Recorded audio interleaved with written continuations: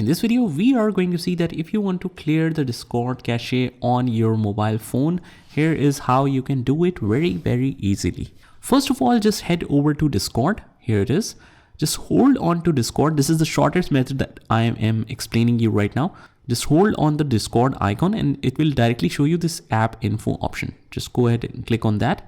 And from here, just click on storage and cache. Here on the bottom, we have the clear storage and we have the clear cache. Just remember, don't clear storage ever, because it will remove all of your data and all of your chats, all of your records in Discord. We will click on the right hand side at the bottom, click on clear cache. That's it. Just go back. And after that, if you want to run the application, you might need to close all the applications and you might need to restart it once to make it smooth. And that's how you do it.